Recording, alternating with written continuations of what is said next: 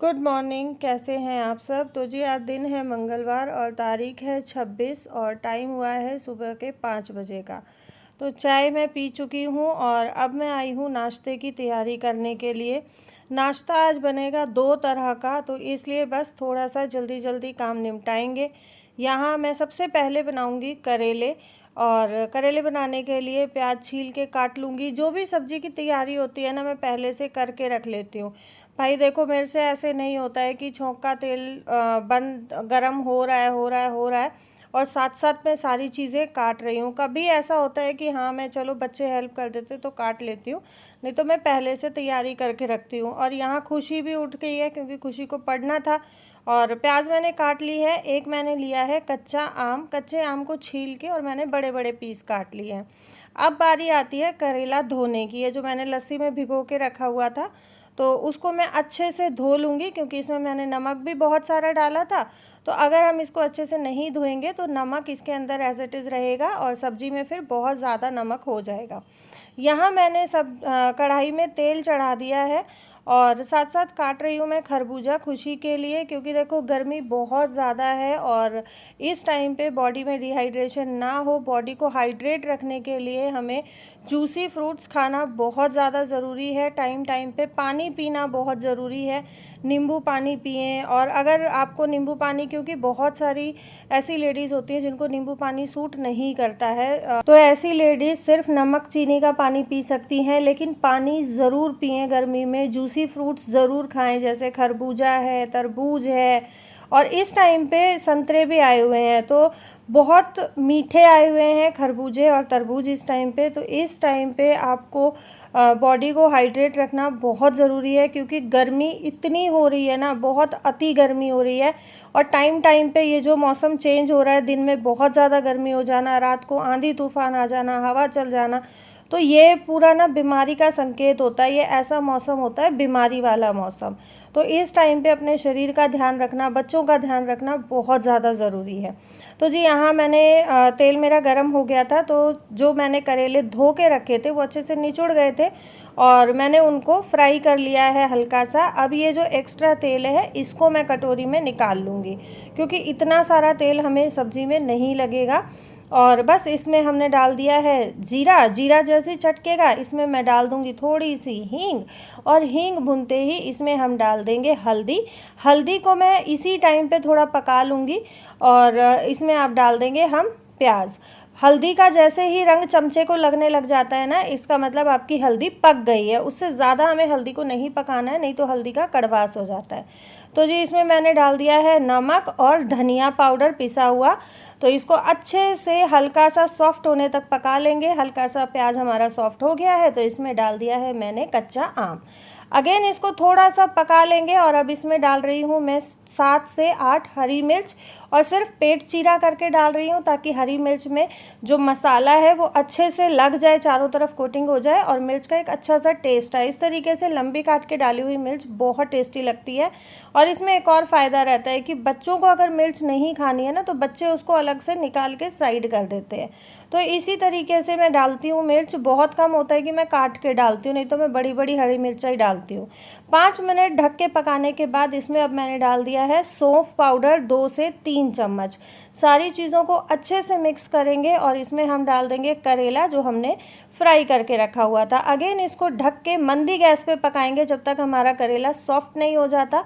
Plate के ऊपर मैंने डाल दिया है पानी, क्योंकि करेले की सब्ज़ी में पानी नहीं डलता है। ये मैंने आप लोगों के साथ लास्ट वीडियो में भी शेयर किया था कि प्लेट के ऊपर पानी रखने से क्या होता है कि नीचे से बूंद बूंद बूंद बूंद कढ़ाई में गिरती रहती है और सब्ज़ी आपकी नहीं जलती है। सब्ज़ी में मॉइस्चर रहता है, सब्ज़ी नीचे लगने का डर नहीं होता है। सब्ज़ी बनेगी जब तक साथ साथ मैं गूंद लूँगी आटा। और आज मैंने आटे में थोड़ा सा बेसन डाला है, क्योंकि करेले की सब्ज़ी के साथ मिस्सी रोटी बहुत अच्छी लगती है। तो जी देखो, अब यहाँ पे हमारे पास चने का आटा तो है नहीं, तो मैं बेसन डाल के ही काम चला लेती हूँ। करेला बन गया है और साथ साथ मैं सेकने लग गई हूँ रोटियाँ। तो ये मैं नाश्ता डाल रही हूँ बच्चों का, क्योंकि बच्चों के पापा नाश्ता करेंगे पोहे का। मैंने आपको बताया ना कि आज 2 तरह का नाश्ता बनने वाला है, तो बस बच्चों के पापा के लिए बनेगा पोहा। पहले बच्चों को खिला पिला के मैं नक्की कर दूंगी, उसके बाद फिर मैं बच्चों के पापा के नाश्ते की तैयारी करूंगी। तो जी यहाँ मैं बच्चों के लंच की भी रोटियां साथ साथ बना लूँगी। खुशी लेके जाएगी रोटी और करेले की सब्जी, लक्की लेके जाएगा पोहा। तो बस खुशी की स्कूल की भी 2 रोटियां मैं साथ साथ बना के रख दूंगी, ताकि बार बार तवा ना चढ़ाना पड़े और ज़्यादा टाइम वेस्ट ना हो। एक बार में आप अगर एक काम को निपटा के तब दूसरे काम में लगते हो ना, तो उसमें टाइम सेविंग भी रहती है और आपके जो बोलते हैं ना हाथ पैर फूल जाते हैं, वो नहीं फूलते और बहुत ईजीली स्मूथली काम हो जाता है। तो जी करेले वाली कढ़ाई ही मैंने खाली करके साफ़ करके और चढ़ा ली है। यहाँ मैंने सरसों का तेल ही डाला है जो पका हुआ था। तो इसमें मैंने हींग जीरा डाल दिया। हींग जीरा जैसे ही भुना तो राई डाल दी, राई भुनी तो प्याज डाल दिया। प्याज हल्का सा मेरा सॉफ्ट हुआ था गुलाबी कलर का, तो मैंने इसमें चॉप किया हुआ टमाटर डाल दिया। सारी चीज़ों को अच्छे से मिक्स करके इसमें हल्दी और नमक डाल दिया है। बस इसमें और कोई मसाला मैं ऐड नहीं करूँगी। थोड़ा सा डाल दिया है कड़ी पत्ता और अब अगेन मैं मोटी मोटी काट के हरी मिर्च डाल रही हूँ, क्योंकि लक्की भी स्कूल में लेके जाएगा। तो बच्चों के मुंह में अगर मिर्च आती है ना, मेरा लक्की मिर्च उतनी नहीं खा पाता है जितनी खुशी खा लेती है। तो मैं कोशिश करती हूँ कि जो खाना लक्की को दूँ उसमें से मैं हरी मिर्च छांट दूँ। तो जी ढक के मैंने अच्छे से मसाले को भून लिया था और अब इसमें डाल दी है मैंने भुनी हुई मूंगफली। 2 मिनट के लिए पकाएंगे और इसको फिर से अच्छे से मिक्स कर देंगे। और ये देखो खुशी की रोटियां बना के ना मैंने गैस चलती छोड़ दी। जब मैं वीडियो एडिट करने लगी हूँ तब मुझे ध्यान आया, और वीडियो में भी जब मैं गैस साफ़ करने लगी थी वीडियो के बाद, तब मैंने देखा कि गैस चल ही रही है। तो जी अब इसमें मैंने पोहा डाल के अच्छे से मिक्स करके उसको सिर्फ 2 मिनट के लिए भूना और पोहा हमारा बनके बिल्कुल रेडी है। यहाँ मैं पहले कर दूँगी बच्चों का लंच पैक, उसके बाद मैं बच्चों के पापा को नाश्ता दूँगी। तो जी इस तरीके से काम करने से हमारा जो काम है बहुत स्मूथली हो जाता है। और कई बार ऐसा होता है कि सुबह सुबह मुझे 2 तरह का नाश्ता बनाना पड़ता है, क्योंकि ये है कि देखो जो नाश्ता हमारा बनता है सुबह सुबह में ऑफिस वालों के लिए वो बहुत हैवी हो जाता है। और जब इंसान फील्ड में काम करता है, फील्ड का काम होता है या और कोई इस तरीके का काम होता है ना, तो हैवी ब्रेकफास्ट करके और फिर नहीं ना तो ज़्यादा बैठा जाता है ना ज़्यादा घूमा फिरा जाता है। तो खुशी के पापा कोशिश करते हैं सुबह में लाइट नाश्ता करने की, तो मैं उनको लाइट ही ब्रेकफास्ट बना के देती हूँ। बच्चे गए स्कूल, आज बच्चों के पापा के साथ गए हैं, उनको किसी केस पे जाना था तो जल्दी निकल गए। बच्चों को वो ही ले गए। और जिस दिन बच्चों के पापा छोड़ देते हैं ना स्कूल में, उस दिन मेरा काफ़ी टाइम बच जाता है, लगभग आधा पौना घंटा मेरा बच जाता है। तो मेरा 1-2 काम एक्स्ट्रा हो जाता है। सारे घर के लाइट पंखे चल रहे हैं, क्योंकि जब घर से निकलते हैं ना उससे पहले लाइट पंखे चल रहे होते हैं और वो ऐसे के ऐसे छोड़ छाड़ के निकल जाते हैं। और रसोई मेरी हो गई है बिल्कुल साफ़। मैंने रसोई का सारा काम निपटा लिया है, बर्तन वर्तन सब नाश्ते के जो भी थे मांज मूंज के रख दिए हैं। और ये गाय की रोटी रखी है, गाय को देनी है। ये देखो अभी पहले मैं जाऊंगी कपड़े निकालने के लिए मशीन में से, क्योंकि सुबह मैंने मशीन लगा दी थी। और देखूंगी उसके बाद टाइम बचेगा तो थोड़ी बहुत देर वॉक करके आऊंगी, नहीं तो आज घर का बहुत बुरा हाल मचा पड़ा है। रात को बहुत गंदी वाली आंधी आई थी, बहुत गंदी वाली। आप लोगों के लिए मैं अभी एक क्लिप लगा दूंगी, आप लोग देख लेना किस तरीके की आंधी रात आई है। और उसकी वजह से ना बहुत सारा रेत अंदर आ गया है, धूल मिट्टी बहुत गंद मच गई। और किचन में बालकनी में मेरे पोचे और डोरमैट वगैरह रखे थे सब उड़ गए। और ये आंधी है ना अचानक से आई है, क्योंकि आंधी आई उससे 5-7 मिनट पहले ही मैं और खुशी के पापा लेके आए थे आटा और ग्रोसरी। उस टाइम तक कुछ भी नहीं था, कुछ भी नहीं, बिल्कुल साफ़ मौसम था। और अचानक ना हम लोग बैठे हुए थे, एकदम से बाहर से ऐसे खट खट खट खट आवाज़ आ रही थी। मैं कह रही हूँ क्या हो रहा है, क्या हो रहा है, और पता ही नहीं चल रहा है कि क्या हो। एकदम से जब एकदम धूड़धार धम हुई ना, तब हम लोग उठ के भागे। और एकदम से मतलब इतना हम लोग डर गए कि यार अचानक इतना तेज़ तूफान कैसे आ सकता है। बालकनी में जो सामान रखा हुआ था वो भी उड़ गया, चिक उड़ गई। सब लोग एक एक चिक पकड़ के खड़े, फटाफट फटाफट चिक बांधी, नहीं तो बिल्कुल कुछ भी काबू में आ नहीं रहा था। बहुत तेज़ आंधी आई है, बहुत तेज़। और ये एक बहुत अच्छी चीज़ हो जाती है फुली ऑटोमेटिक की, कि आप काम करने से पहले मशीन लगा दो, काम करो, तब तक आपके कपड़े धुल के बिल्कुल अच्छे से सूख जाते हैं, बस फैलाने का काम रह जाता है।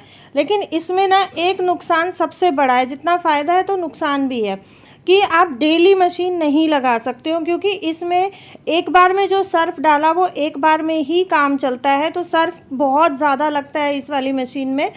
मेरे पास इससे पहले सेमी ऑटोमेटिक थी, तो सेमी ऑटोमेटिक का एक बहुत बड़ा फ़ायदा है कि अगर आपके पास एक कपड़ा भी है ना, आप एक कपड़े के लिए भी मशीन लगा सकते हो, क्योंकि उसमें एक बार जो सर्फ़ डाल दिया उसमें 2-3 लॉट कपड़े के निकल जाते हैं।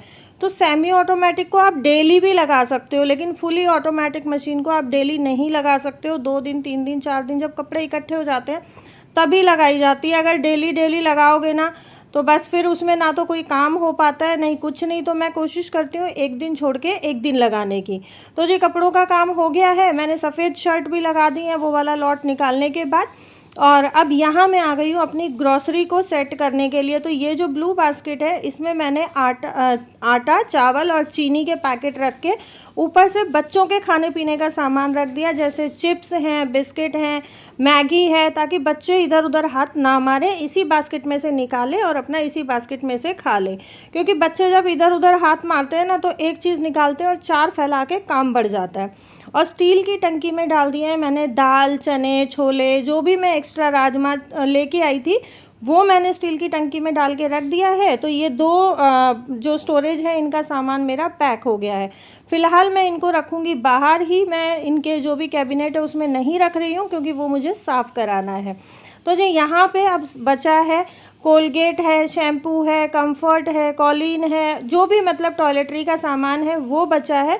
तो उसके लिए मैंने एक ये अलग से डब्बा बना रखा है, इसमें आया था मेरा सर्फ़, तो ये मैंने अलग से डब्बा बना रखा है। बस इसी में मैं ये सारा सामान डाल के और इसको भी मैं पैक करके रख दूँगी। तो ये होता है कि एक जगह सामान रखने से आपको इधर उधर नहीं भटकना पड़ता। और जिनको मेरी तरह भूलने की आदत है कि सामान रख के भूल जाते हैं, तो उसमें बहुत आसानी हो जाती है कि सामान भूला नहीं जाता। बाकी का बचा हुआ मैं बाल्टी में डाल के रख दूँगी, क्योंकि ये बाल्टी मेरे यूज़ नहीं होती।